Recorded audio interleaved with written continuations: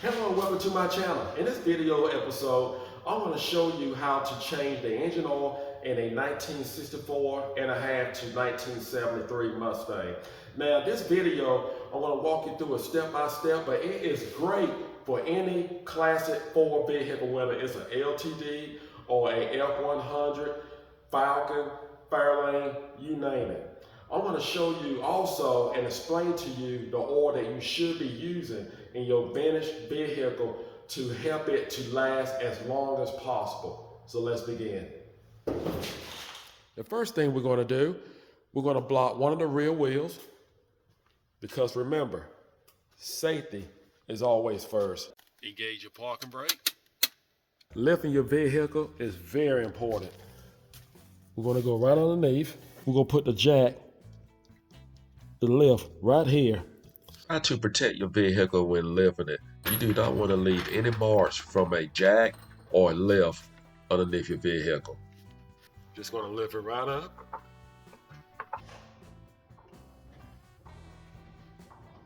Now, once you get it at a comfortable height that suits you, you want to make sure you put the jack stands right underneath. You want to put your jack stands right here underneath the rail. We're going to go to the other side and do the same.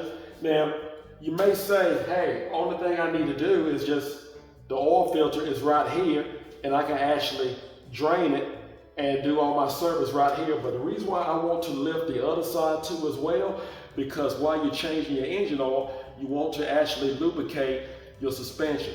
And in order to do that, you actually need your front end off the ground to actually do it properly. You can do it on the ground, but to actually do it properly, you need your front end off the ground.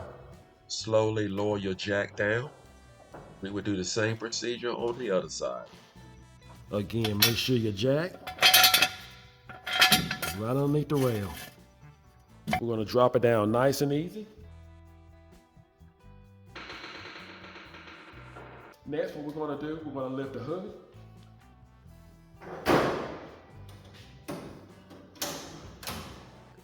Then we're going to place down our drain pan, enough to catch 5 quarts.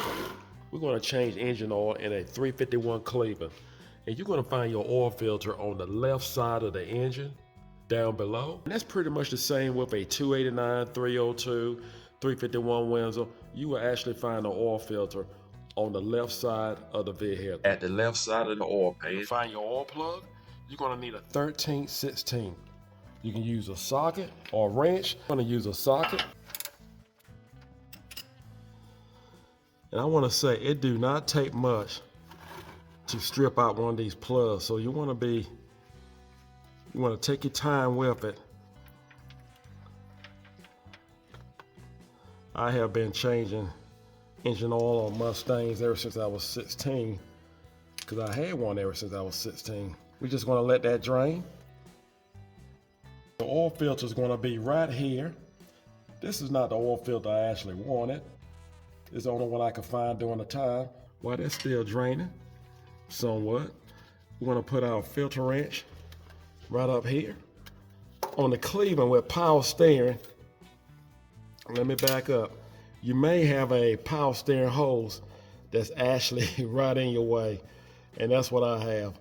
So that's what I'm dealing with the Cleveland or with power steering. You may be able to screw it off with your hand. You're going to turn it counterclockwise. If I use this filter wrench, because of that power steering hose, I would actually have to loosen up on that power steering hose, and I don't want to do that. So I'm going to use this filter wrench. I can slide it between the line and the filter, and I can put a ratchet on the other end and break it loose. We got it in between the line. Just go tighten it up. We got it broken loose. Now I can put my hand up there and screw it off. Slide it by this line. There we go. Be cautious when you tighten up your oil plug. You do not want to over tighten and strip your threads. We'll take a rag and wipe it off. When we start a vehicle, We're going to run it and just make sure we have no leak at the drain plug. This is the oil filter that I definitely prefer to use. It's the FL1A. You might say this is the filter that I grew up with. And what we're going to do, we're just going to put a little engine oil around the seal. As you know, this is one filter that you will not be able to put oil into prior before mounting because it will actually spill out. That'll do. We're going to install it. You want to take a rag and wipe off your filter base. Now we can install our filter. You want to screw it on clockwise.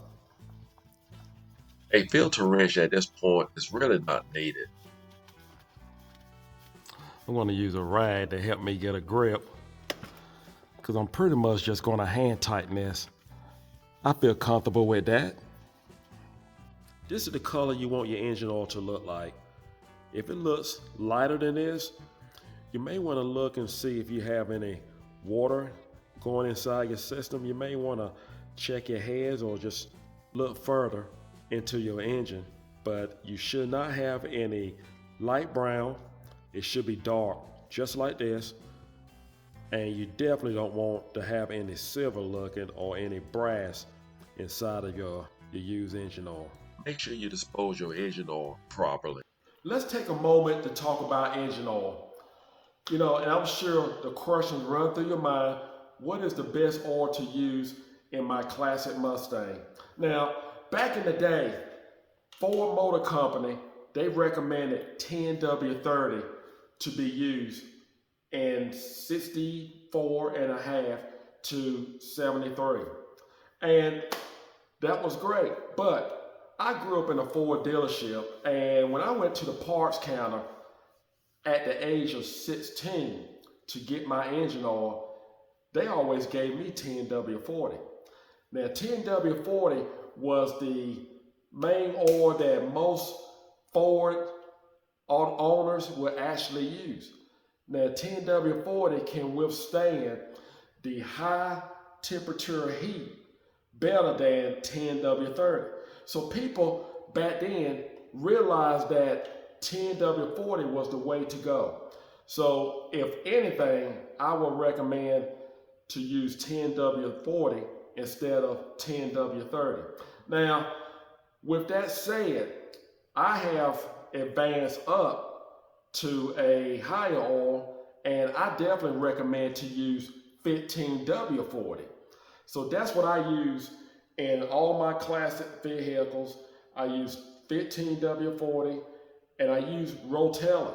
Now the reason why I use Rotella, you can use Valvoline, use any racing oil, and the reason why I use those type oils because they have zinc. It's very important to use engine oil that has zinc, and you want to make sure you do that, because if not, you can actually destroy your engine, because these engines actually have flat tap lifters in them, and you have to have zinc. Now, if you insist on using 10W30 that you use in your regular everyday vehicle, that's fine, but you need to actually add zinc to it to keep the life of your classic engine, because it has to have zinc, because that's all they had back in the day was zinc. And zinc actually was faded out when they came out with catalytic converters. So anything from, it's actually in the book, it says from 1988 on down. Actually, it's a little bit further than that. But from the 80 vehicles on down, make sure that you use zinc, especially if it came from the factory without a catalytic converter. So I'm going to use Rotella 15W40 because it actually has enough zinc in it that I do not have to actually add to it. But if you do not have zinc in your engine oil, you can use, make sure you get Valvoline or any type of engine racing oil. They all have zinc. You gotta have zinc. Now what we're gonna do, we're gonna add engine oil. And what we're gonna do, we're gonna pour it into our valve cover. And you may have your vehicle, it may be the right valve cover, but on my vehicle, we're going to use the left valve cover. It's okay to use synthetic oil, but there's no need to use it on these engines. We're going to need 5 quarts. I believe we have 5 quarts. And what we're going to do now, we're just going to check with our engine oil dipstick. At this point, you want to make sure your oil level is on the full mark on your dipstick. We really won't know the true reading of what we have until after we start the vehicle. Once we let the vehicle run and we check for leaks, we're going to shut the vehicle off and allow the oil to drain back into the crankcase, and we will recheck the engine oil. Place your breather cap or your valve cover cap back in place. Before you start your engine, it could be a good time to actually grease your vehicle. Grease the control arms, ball joints, and your tie rods. We have everything in place. Let's start the vehicle.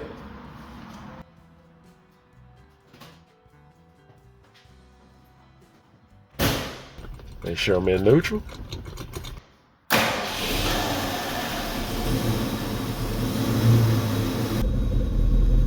The oil pressure looks great. Checking for leaks at the oil plug. There is no leak. We look good there. Oil filter looks good, no leaks. After you turn on your vehicle, make sure you recheck your oil level. She's running great. That's all it takes to change your oil in your Mustang. Do it yourself. Don't take it anywhere else. Follow this video step by step. Just take your time and take care of your baby, because it's yours and you want it to last beyond your life, maybe another 50 years. I hope this video was helpful. Do not forget to subscribe. Take care and God bless.